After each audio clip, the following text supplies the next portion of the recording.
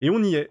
Donald Trump de retour à la Maison Blanche. On est le lundi 20 janvier et c'est le jour de l'investiture de Donald Trump, nouveau président des États-Unis. Le marché actuellement est en train de retenir son souffle. Il se passe des gros mouvements en haut, en bas, en bas, en haut. On ne sait plus quoi faire. Tout le monde retient sa respiration. Mais que se passe-t-il? Donald Trump qui lance son même coin, Melania Trump qui lance son même coin. Mais qu'est-ce qu'il faut faire? Qu'est-ce qu'il faut faire? On va voir tout ça dans cette vidéo. Je vais vous montrer des choses intéressantes et surtout des risques importants pour le marché. De toute manière, ces risques-là que je vais vous présenter sont des risques court terme, ça ne change rien à l'intérêt long terme.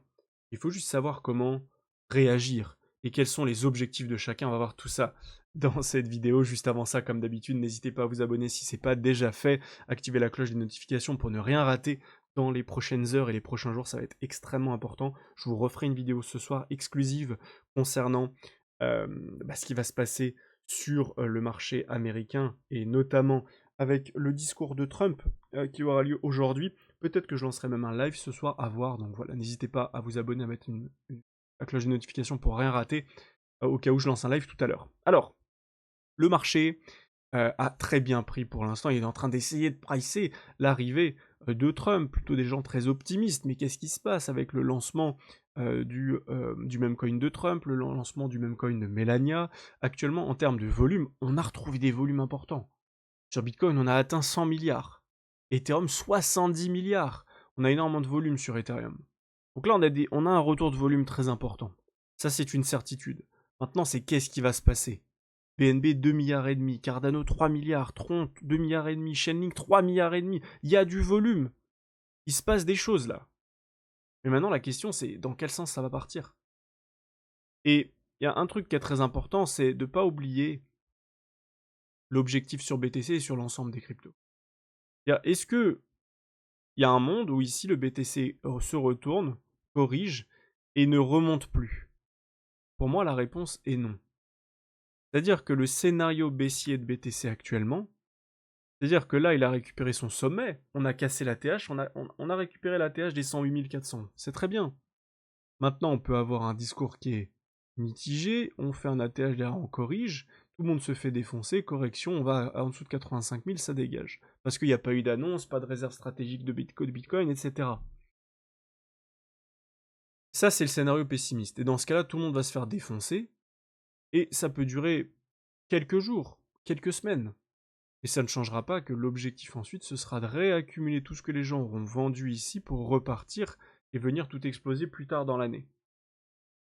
Maintenant, si jamais on a une bonne nouvelle, on risque d'avoir beaucoup de mouvements haussiers, baissiers et de finir par casser à la hausse. Si c'est le cas et qu'on a quelque chose comme ça, eh bien dans ce cas-là, il faudra se positionner également. Il faudra être réactif. Est-ce que ça changera le fait que les objectifs sont ceux qu'on a définis? Pas du tout. C'est dans les mêmes objectifs. Prochain objectif, 122 000 $, puis les 147, et enfin l'objectif des 188 000 $, qui est un objectif extrêmement important sur BTC. Extrêmement important. Techniquement parlant, graphiquement parlant. Donc, dans tous les cas, que ce soit baissier ou haussier à court terme, ça ne change pas les objectifs de prise de profit. Alors ça dépend si on parle de trading ou d'investissement, mais en tout cas sur la zone des 188 000 $. Qui sera un niveau atteint, j'en suis convaincu, cette année 2025. Donc déjà, en termes d'investissement et de trading, on ne se positionne pas de la même manière, et on n'a pas peur de la même manière de ce qui va se passer. Mais effectivement, ça va être important. L'investiture de Donald Trump aujourd'hui, le nouveau président des États-Unis prend ses fonctions ce lundi. D'ailleurs, ça se tiendra à l'intérieur du Capitole, puisque pour des raisons climatiques, il va faire très froid, il y aura beaucoup de vent. C'est la première fois en 40 ans que ça se fera à l'intérieur du Capitole, mais on s'en fiche un petit peu, c'est pas très important.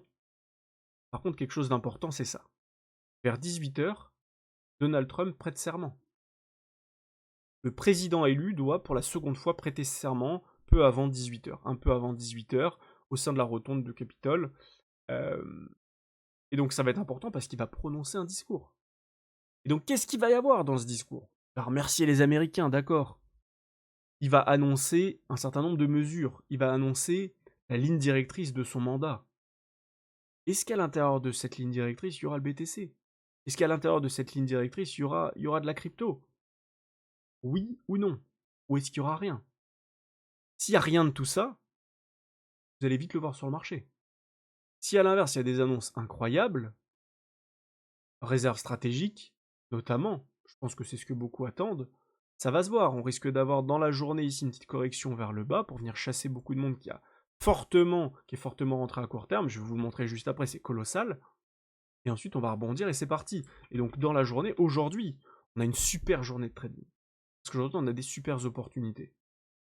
À la hausse ou à la baisse, ça on verra. Mais on a des super opportunités. Si on regarde BTC, justement, qu'est-ce qui s'est passé? Il s'est passé quelque chose de fort ici. On a eu un short squeeze massif suite à cette baisse. On a eu de la baisse, on a sorti les longues, les acheteurs. D'ailleurs, gros short squeeze. On est monté très fort, très vite. On a défoncé tout le monde. On a cassé la TH. On est allé au-dessus des 105 000 et des 108 400. On a fait un ATH et là, on est suspendu au plus haut. Et on attend. Par contre, il y a une chose à prendre en compte. L'open interest. Pourquoi pas, c'est pas non plus incroyable, mais c'est surtout ça. Le retour des fundings qui explosent. Ça, c'est pas bon. Ça, c'est pas bon du tout. Parce que ça veut dire que sur ce short squeeze, on a commencé à monter ici, pas de problème. Ici, on est monté. On était là, hein, sur cette bougie très haute. On était là en funding, pas de problème. Et ensuite, sur ces mèches ici, on a des fundings qui étaient très élevés. Et donc là, ce serait vraiment pas déconnant qu'on ait au minimum un pullback sur le niveau de cassure, donc dans cette grosse imbalance 1 heure, si jamais le marché veut partir à la hausse. Donc là, on aura des opportunités de longue. Si par contre, le marché continue de pump, ici fait rien, il casse à la hausse, attention, parce qu'avec des fundings qui sont déjà élevés, on n'est pas le plus élevé possible, on est à 0,04. On est même actuellement à 0,0369. On peut être beaucoup plus haut, c'est sûr. Mais quand même, à court terme, attention, sur des mouvements aussi importants qu'aujourd'hui, on peut avoir plus d'euphorie, les gens qui essayent de mettre tout ce qu'ils peuvent en levier, qui se font ensuite désosser complètement, et qui nous permettraient d'aller chercher enfin notre zone des 85 000 $. Et donc il faut rester très vigilant, pas paniquer, et pour les investisseurs, ça ne change rien à long terme. Quand on regarde sur Ethereum, bon, on est toujours bloqué au même endroit, dans notre imbalance ici, notre grosse zone d'imbalance ici, toujours bloqué. Imbalance, zone de rechargement, on se fait rejeter. Tant qu'on se fait rejeter ici, il n'y a pas d'intérêt, il n'y a pas de raison d'imaginer une explosion d'Ethereum. Par contre, dès qu'on va s'extraire de ça à la hausse, des 3700, 3600, 3700 $, là ça va être très intéressant. Et là, Ethereum va pouvoir rattraper tout son retard, il va peut-être mettre beaucoup de temps à passer ça, mais une fois qu'il l'aura fait, il va accélérer fort. C'est là où on va vouloir switcher sur du Ether. Pour l'instant, BTC nous donne le ton, et c'est très facile d'aller trader sur BTC actuellement.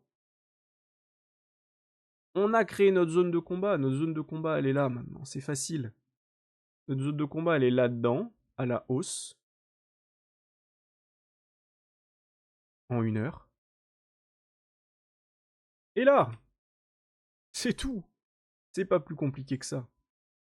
Tant qu'on n'a pas cassé ça ou cassé notre imbalance haussière, il va rien se passer.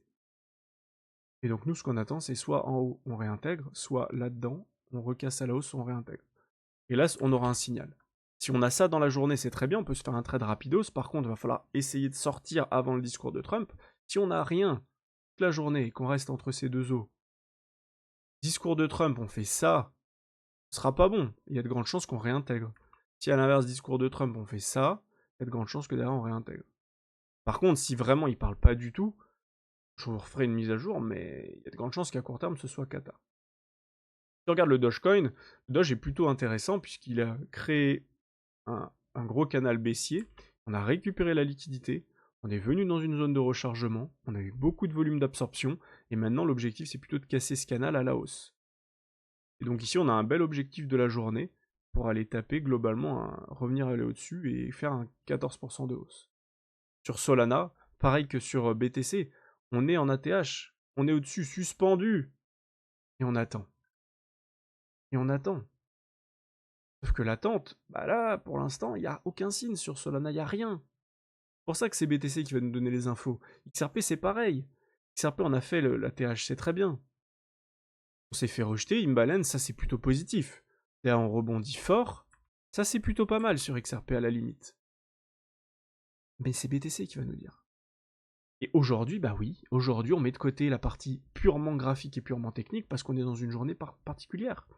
Et à 18 h, on a l'investiture, le vrai serment, le vrai discours de Trump qui va arriver, et là, on va avoir des infos.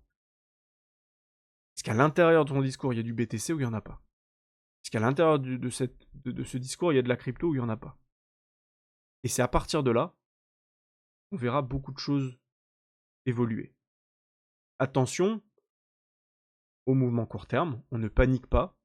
Si on est investisseur long terme, que ce soit BTC, ETH, le Doge, Solana, XRP ou d'autres cryptos que vous avez, vous êtes sur votre crypto, vous avez défini vos ordres de vente, que ce soit baissier ou pas à court terme, vous n'êtes pas censé faire 1 million de transactions non plus.